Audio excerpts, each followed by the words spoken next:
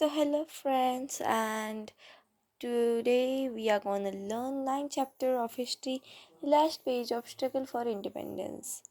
तो शुरू करते हैं। तो सबसे पहले आता है चैप्टर का इंट्रोडक्शन। तो इंट्रोडक्शन हम स्टार्ट करते हैं। In this chapter we are going to study the quit Indian movement, underground movement and the contribution of Indian national army. तो इसमें हमें ये बताया गया है कि इस चैप्टर में हम पढ़ेंगे quit Indian movement, underground movement और contribution contribution Indian national Army का। सो उसके तो हम पॉइंट्स शुरू करते हैं। Act of 1935। This act made a provisions for the British governor, Indian province and princely states to form a federation. इस एक्ट ने बनाया था एक प्रोविज़न ब्रिटिश गवर्नर के लिए, इंडिया प्रोविनेंस और प्रिंसली स्टेट्स के लिए कि वो एक फेडरेशन फॉर्म करे। According to this act, the working of British governor province will be handed over to the Indian representatives. और इस एक्ट के अकॉर्डिंग जो वर्किंग है ब्रिटिश गवर्नर प्रोविनेंस, वो हैंडेड ओवर कर दिए जाएंगे इंडियन रिप्रेजेंटेटिव्स को। If princely states join the federation, then they will lose their autonomy. Hence they refuse to join.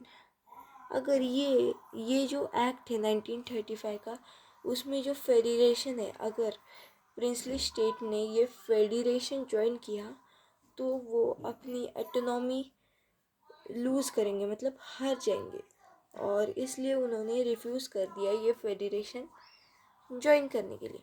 Therefore, the proposal of federal state in the act was not brought into practice.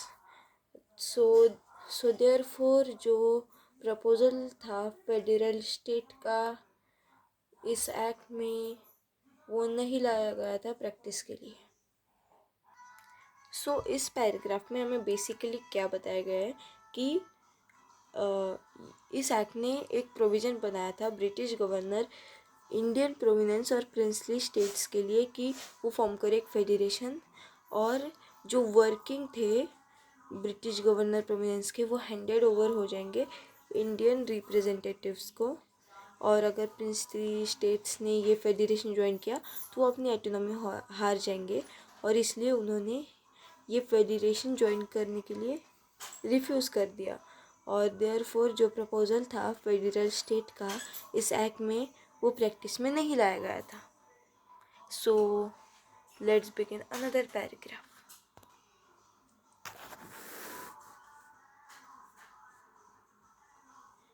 So another point is provincial cabinets. The Indian National Congresses, where the Indian National Congress was not satisfied with the Act of 1935, but still decided to take part in the elections of provincial legislature provided by the Act.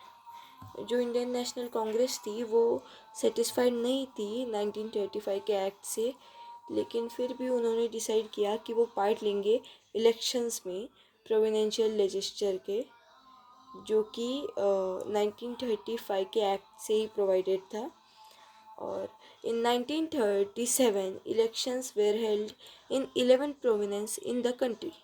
तो 1937 में elections लिए गए थे even 11 provenance में country की। सो among this Indian national Congress gain majority over 8 provinces and came to power. In other 3 provinces, none of the party could achieve majority and therefore mixed cabinet was formed. इसमें Indian national Congress जो थी, उन्होंने gain की उन्होंने 8 provenance की majority gain की। अब एक एग्जांपल समझ लो कि 11 स्टेट्स है तो उनमें से 8 स्टेट्स ने इंडियन नेशनल कांग्रेस को वोट किया और जो बची हुई 3 पार्टीज थी उसे कोई भी अचीव नहीं कर पाया उसकी मेजॉरिटी, और इसीलिए मिक्स कैबिनेट बन गया था। इसके नीचे का paragraph, the cabinet ministers of Indian National Congress did useful work for the people, such as release of political prisoners from jail, introduction of basic education, prohibition of liquor, measures undertaken to improve condition of the delegates, passing of act giving debt relief to the farmers, etc. सो जो cabinet ministers थे Indian national Congress के, उन्होंने एक useful काम किया। जैसे कि उन्होंने पॉलिटिकल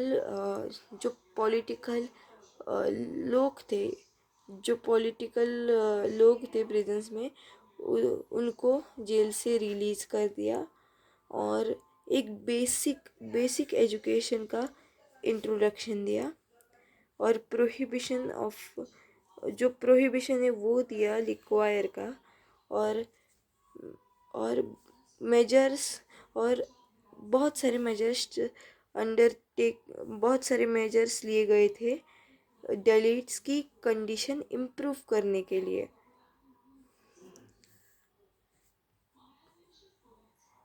और इस एक्ट की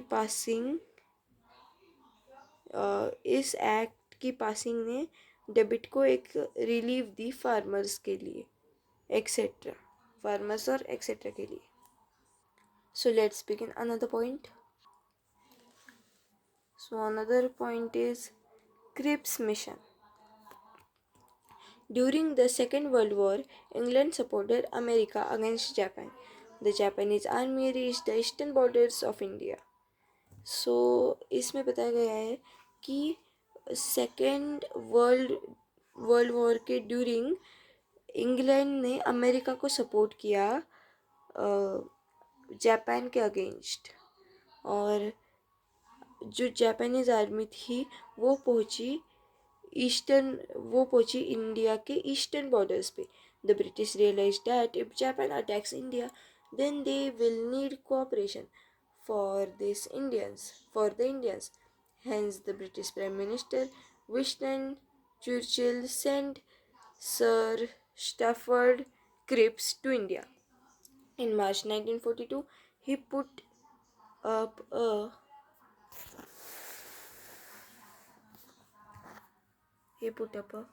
proposal of India in front of the Indians.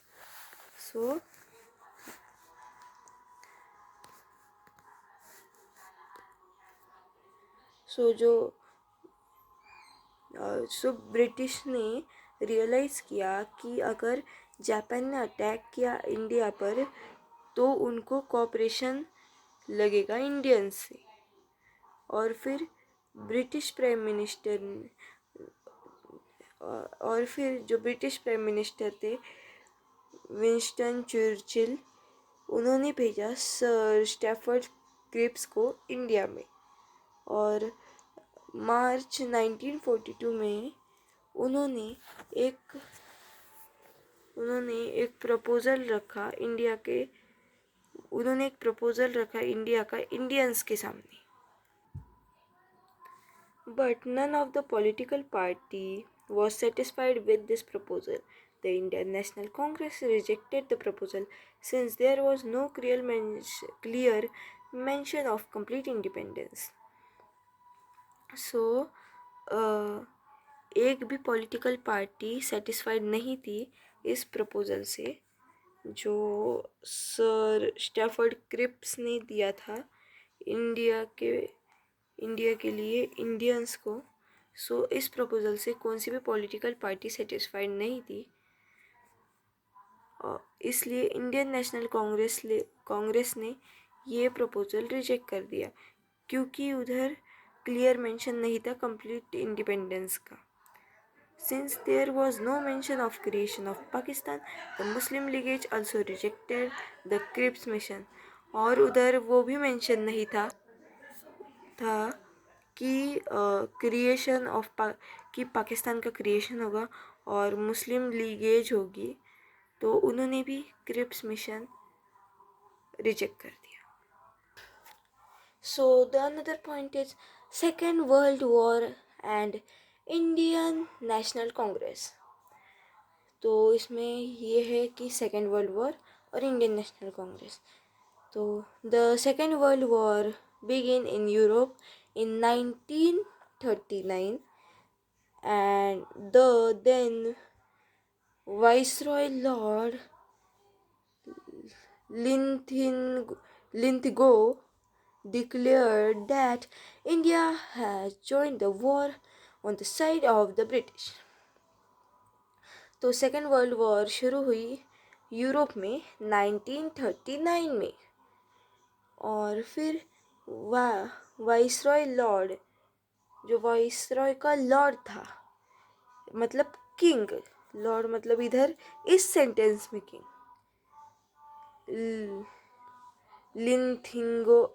लिंथिगो, उसने डिक्लेयर किया कि इंडिया ने ज्वाइन कर लिया है वॉर ब्रिटिश के साइड में. ब्रिटिश के साइड से इंडिया ने वॉर ज्वाइन कर लिया है. England claim that it is fighting to save democracy in Europe. तो इंग्लैंड ने ये क्लेम कर लिया कि ये फाइटिंग है यूरोप की डेमोक्रेसी सेव करने के लिए. The Indian National Congress demanded that if the claim was true, then England should immediately grant freedom to India. फिर इंडियन नेशनल कांग्रेस ने डिमांड की कि अगर ये क्लेम, मतलब ये क्लेम है, अगर ये क्लेम ट्रू है, तो इंग्लैंड ने इमीडिएटली इंडिया को फ्रीडम दे देना चाहिए. England refused to fulfill this demand, and therefore the provincial minister of Indian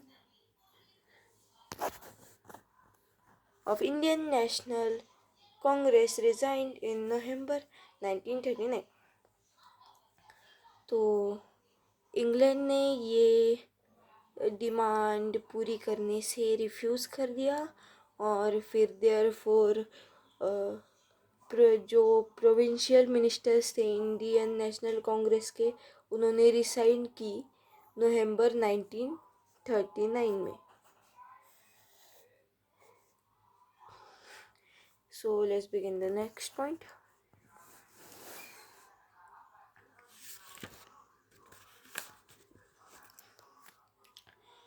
White Indian movement.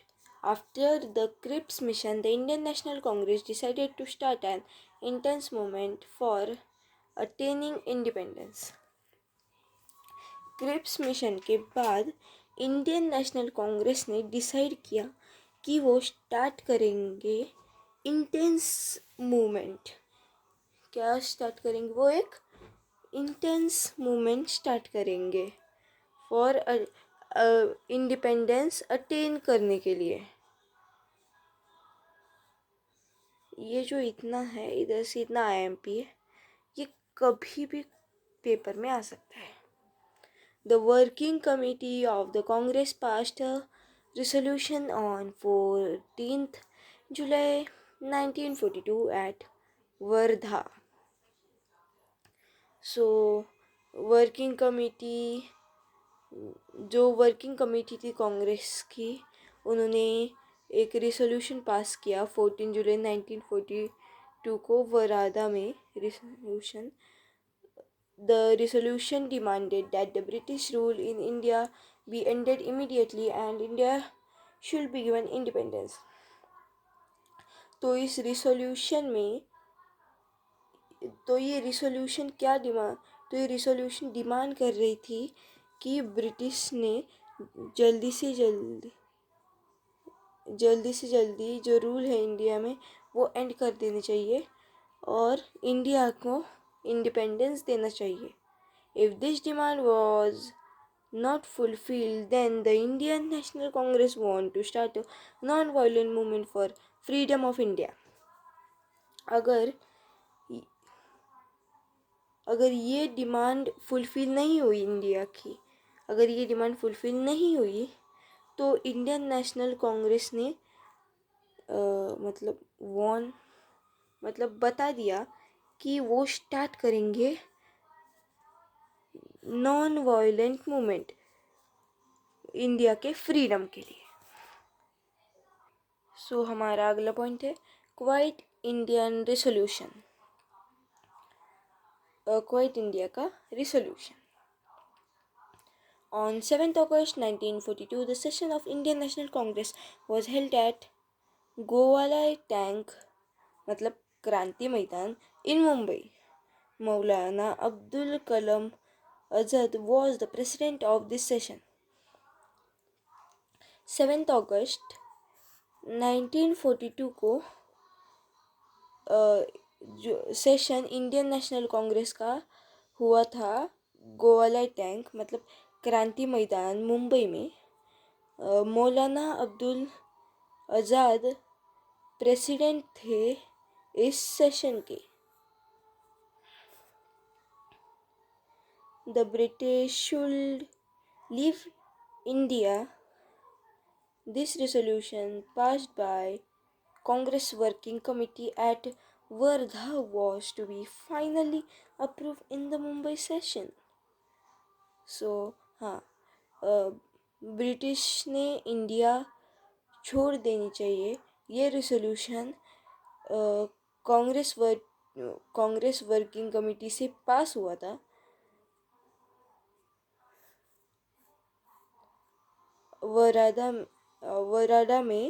Wardha में जो कि फाइनली अप्रूव हो गया था मुंबई सेशन में. On 8th August, the resolution of Quiet India put forth by Jawaharlal Nehru got passed with great majority. और फिर 8 अगस्त को रिसोल्यूशन क्वाइट इंडिया का रखा गया था जवाहरलाल नेहरू से पास हुआ था वो. उसे ग्रेट मेजॉरिटी मिली. It was also decided to start a national-wide non-violent agitation under the leadership of Mahatma Gandhi. और ये भी डिसाइड हो गया था कि एक national wide non violent एजेंशन start करेंगे महात्मा गांधी के लीडरशिप में.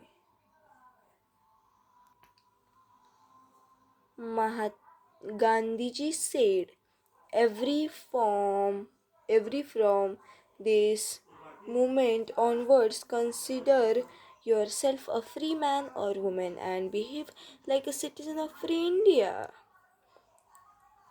गांधी जी ने बोला इस मोमेंट से ऑनवर्ड्स तुम्हें कंसीडर करना है खुद को एक फ्री मैन और वुमेन मतलब एक आज़ाद लड़का और एक आज़ाद लड़की एकदम से इंडिया के फ्री सिटीज़न मतलब एकदम नॉर्मल सिटीज़न की तरह तुम्हें बिहेव करना है.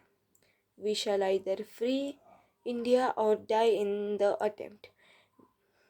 Gandhiji made an inspirational appeal to the public to be ready to sacrifice with the feeling of do or die. So हमें इंडिया फ्री करनी इस अटेम्प्ट में हमें इंडिया फ्री करनी है या मरना है. गांधी जी ने एक इंस्पिरेशन बना दिया है ये पब्लिक में कि वो रेडी रहे खुद के फीलिंग्स को सेक्रीफाइस करने के लिए और खुद को सेक्रीफाइस करने के लिए. ये हम इंडिया को आज़ाद करेंगे, नहीं तो मरेंगे, मतलब करो या मरो, डू और डाई। ये डू और डाई है ना, इस पे एक शॉर्ट नोट भी आ सकता है, ये पूरा पॉइंट ही IMP है, मतलब स्टार्टिंग से। सो another point, beginning of people's movement. शुरुआत लोगों के मूवमेंट की। The news of arrest of important leaders of Indian National Congress spread out all over the country. The angry mob took out processions at various places. मतलब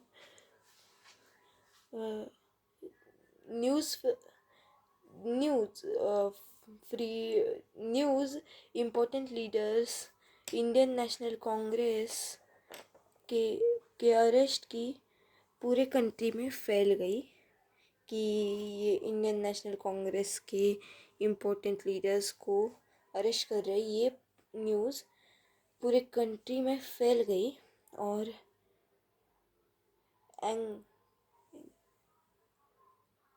angry mob ने processions लिए various places में, मतलब लोग जो है वो ऐसे गुस्सा आ गया उनको, तो बहुत सारी जगह में अटैकिंग और वो सब शुरू हो गई थी। Even though police lathi charge and opened fire on the public, but still people were not afraid.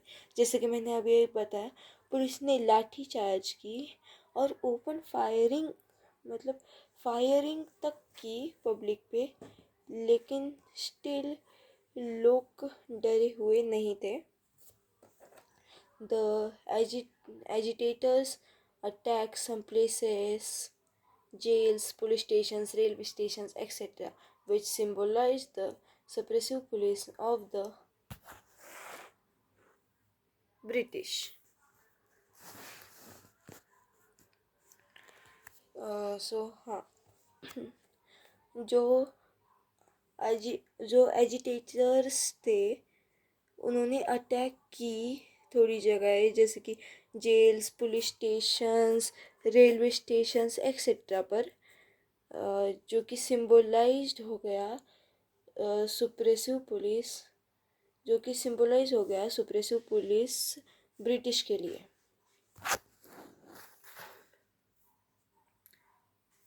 They tried to take control of government offices. उन्होंने ट्राई किया कि वो कंट्रोल ले गवर्नमेंट ऑफिसेस पर। In Maharashtra, the young and old struggle with determination and boundless courage at places like Chimor Asti, Yavali, Mahad, Gargoti, etc. and made the struggle important. Maharashtra में मतलब छोटे और बूढ़ों ने तक स्ट्रगल किया डिटर्मिनेशन के साथ और बाउंडलेसली कवरेज किया। और मतलब बाउंडलेसली मतलब एक मीनिंग से एंडलेसली कवरेज किया बहुत सारी जगह पर, जैसे कि चिमूर, अस्ती, यावली, महद, गरगोटी एक्सेट्रा, और बनाया ये स्ट्रगल इमॉर्टल बनाया। अब ये जो पॉइंट्स है डू यू नो वाले और लेट अस नो वाले, तो ये हम लेसन पूरा ख़त्म होने के बाद हम इसे पढ़ेंगे। जैसे कि अब देखो, ये अब 1 2 3 इधर तक है लेसन, तो इधर तक हमारा एक्सप्लेनेशन ख़त्म होने के बाद हम ये दोनों करेंगे। मतलब ये सब इसी वीडियो में नहीं होगा क्योंकि वीडियो बहुत ही ज़्यादा लॉन्ग हो जाएगा। तो मैं अब ये पॉइंट पढ़ाने वाली हूँ और फिर ये इधर तक ये पॉइंट ये पढ़ाऊँगी और फिर बाकी का नेक्स्ट पार्ट में आ जाएगा। तो हम ये पॉइंट शुरू करते हैं।